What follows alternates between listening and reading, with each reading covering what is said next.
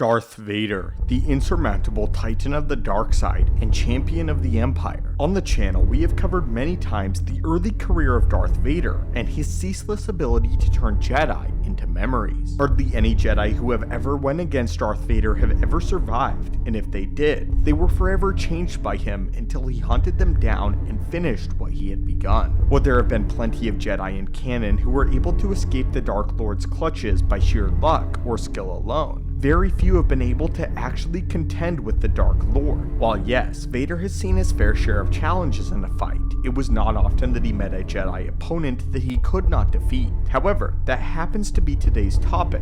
Our researchers got their hands on some classified Imperial documents that we have found a very short list of Jedi that have actually defeated and almost killed Darth Vader. So sit with us today, curious travelers of the galaxy, as we delve into these Jedi. Before we continue though, we are certain that everyone is well acquainted with Luke Skywalker and the likes of Obi-Wan Kenobi's respective victories against Darth Vader. We also have already done a video on Jedi that defeated Vader by the name of Boltar Swan, so if you'd like to see that video, I highly recommend you check out the Jedi that defeated Darth Vader and why she didn't kill him. With that assumption, we'd rather not spend time retreading familiar ground on the channel, so beyond these three Jedi, let's discuss the other Jedi that defeated Darth Vader in combat. The first Jedi that we'd like to discuss is a rather interesting story where Vader's opponent is an ancient Jedi named Celeste Moore, who lives somewhere at the tail end of the new Sith Wars. Back in her day, she was attempting to locate and secure the Sith talisman known as the Mur Talisman, a powerful Sith artifact created by none other than Carnus Mur, one of the original Dark Jedi that formed the first Sith Empire. After the securing of the artifact, she ended up being contained in a stasis casket known as the Obelete for the next 4,000 years. This was until Darth Vader and a research team uncovered her casket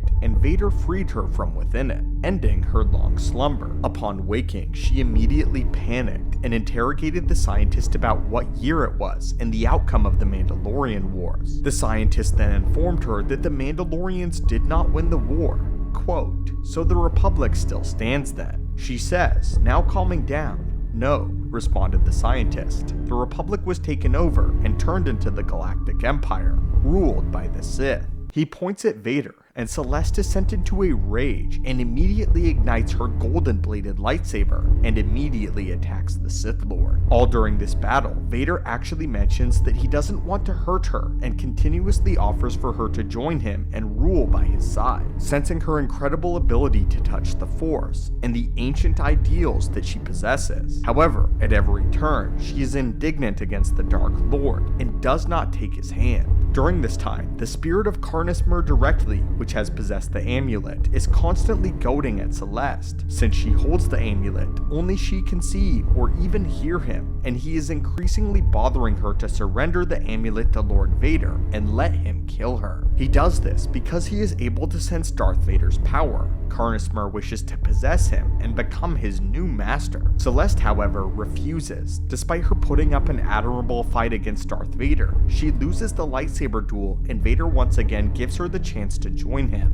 Much like he did with Luke, Celeste decides that she'd rather die than see the amulet in the hands of a Sith Lord, and in a desperate last-ditch effort, she gives in and uses the power of the amulet and turns everyone in the vicinity, save for Vader himself, who was able to overcome the power, into a Rakghoul monster, all of which turned at Vader at a single time. Overwhelmed by the numbers, Vader was forced to retreat, leaving Celeste Moore on the planet. Celeste would actually go on to live for a very long time following, dying in 137 ABY, outliving both Vader and even Luke Skywalker. Although she didn't defeat Vader in single combat directly, she still managed to get the upper hand on the Sith Lord and live through it to tell the tale, much unlike dozens of Jedi that had faced Vader previously.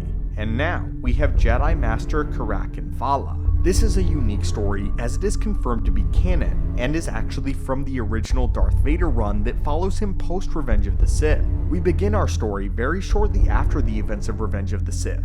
The Emperor has ordered Vader to construct his own new lightsaber, and in order to do so, Vader would first need to find a lightsaber crystal and corrupt it. At this time, this was after the great burning of all Jedi lightsabers on Coruscant, a quite public display on behalf of the Empire, so no more kyber crystals remained to be easily acquired and accessible. This was also a period of time where Vader was newly in his suit, and if you have seen our video detailing Darth Vader's entire first year in the suit and his experience with it, then you know the awkward clunkiness that he experienced within his own armor. Anyway, the story opens with Master Infala in deep meditation, assembling some sort of object with the Force whenever he is attacked by a droid. The Jedi defends himself from the training droid while having a conversation with it, all while continuing to assemble the large metal contraption through the Force itself. He manages to defeat the droid right as he finishes constructing what he refers to as a trap. He then mentions that he feels something dark is on his horizon, and at that moment, Darth Vader's ship entered the atmosphere. It should be noted that Karak Infala had actually taken what is known as a barrage vow, meaning he was under self-exile, and was not around the Jedi Order when the clones turned on him during Order 66. This is why he was Darth Vader's first target. Master Infala hurls the metal contraption at the ship, heavily damaging it and causing it to crash on the planet. Vader immediately begins making his way towards finding the Jedi though, obviously surviving the crash. As soon as he does, he immediately attempts to force choke the Jedi Master. But then, Karak simply says no, and breaks Darth Vader's choke connection to him by force pushing the Sith Lord away. The Jedi then declares that Vader will not defeat him, at least not that way, and that he will have to fight him hand to hand. Already, we see that this Jedi Master is not like the rest that Vader has come against. He is powerful, bold, and entirely fearless. He not only accepts Vader's challenge, but he openly welcomes it. Setting the time and place, Master Infala tells Vader to meet him at the peak of a nearby mountain where the Jedi had come to be tested. Now though, it was Vader's turn. After this, Vader climbs the mountain, facing a few tribulations and obstacles before meeting the Jedi Master face to face at the summit. Vader swipes the weapon that the training droid has been using, as of course he does not possess a lightsaber, as he then uses it to attack the Jedi Master. However, Karak would prove to be too much for the Dark Lord, as in the duel, Vader's leg would be destroyed, and he would be force pushed straight off the side of the cliff by the Jedi Master, ultimately making Karak the victor. At the bottom of the mountain, Vader lay in near shambles. He used part of the training droid to replace his leg, and went back after the Jedi Master. Believing Vader to be dead, the Jedi Master went to a nearby city located under a dam in order to acquire a starfighter, in order to fly out to find Sidious and restore order to the galaxy. However, the Jedi Master was shocked when he felt Darth Vader return to his presence. Karak met him atop the dam, and the two had another pass in combat before warning shots from the blasters went off behind them. It was the local law enforcement who ordered them off of the ledge. They ordered the two of them to stop since they were standing atop a critical facility. Vader, using the Force, threw them off of the ledge, attempting to kill them, but the Jedi Master reached out with the Force and landed them to safety. Now, the weakness of the powerful Jedi warrior was on full display to Darth Vader. Vader began to destabilize the dam with the Force. As a result, Master Infala tried to hold it together while begging Vader to kill him and let the people live.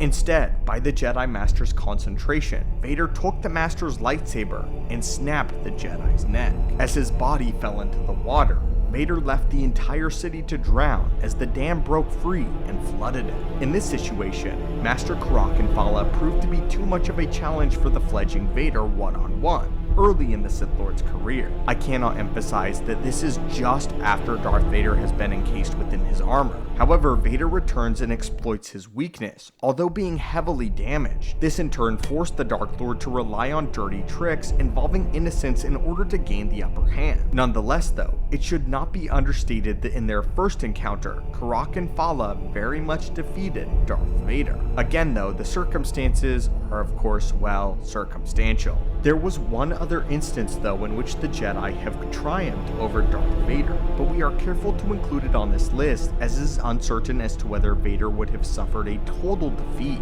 or whether or not something else would have occurred.